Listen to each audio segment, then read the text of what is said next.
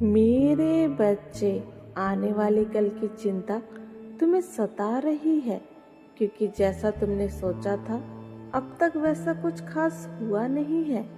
इसलिए तरह तरह की कल्पना करता है ये तुम्हारा मन, और डर भी जाता है कि कहीं ये ना हुआ तो वैसा हो जाएगा, और कहीं ऐसा नहीं हुआ तो वैसा हो जाएगा। सोच सोच के ये विचार तुम्हें मेरे बच्चे इतनी पीड़ा देते हैं जिसे तुम ही समझ सकते हो। किंतु मेरे बच्चे, तुम्हारी माता तुम्हारे इस दर्द से, इस अजीब सी बेचैनी से अनजान नहीं है। तुम्हें जो भविष्य की चिंता खाए जा रही है, इसमें कुछ भ्रम भी है जिसे तुम सच मान रहे हो।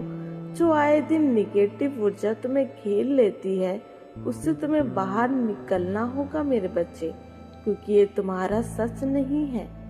मेरे बच्चे, तुम इन टॉक्सिक लोगों पर दया करके इन्हें माफ कर देते हो, बस अब ये मत करना। यही है जो तुम्हारी चिंता का बहुत बड़ा कारण है। ये ना जाने कब से तुमसे छल कपट करते आए हैं मेरे बच्चे, तुम्हें धोखे में रखते आए हैं। करते कुछ है, कहते कुछ है, दिखते कुछ है, पर होते कुछ है। इन पर रत्ती भर भी विश्वास नहीं किया जा सकता मेरे बच्चे। इनकी आदत बिगड़ चुकी है, क्योंकि तुम इन्हें अधिक देते आए, करते आए, और ये लोग यही चाहते हैं कि तुम जीवन भर इनका करते रहो, इन्हें देते रहो, बिना कुछ कहे, बिना कुछ पूछे इनका दास, इनकी दासी बने रहो। पर तुम्हारी माता तुम्हें इतना सबल बनाना चाहती है कि इन स्वार्थी लोगों की तुम्हें किसी भी प्रकार से आवश्यकता ही न पड़े। ये तुमसे नजर मिलाने में भी कतराएं, तुम्हारे सामने खड़े होने का कभी साहस ही न जुटा पाए। मेरे बच्चे, तुम्हारी माता का आशीर्वाद है, ये होकर रहेगा। तुम्हारे साथ छल करने वाले अब कहीं के नहीं रहेंगे मेरे बच्चे।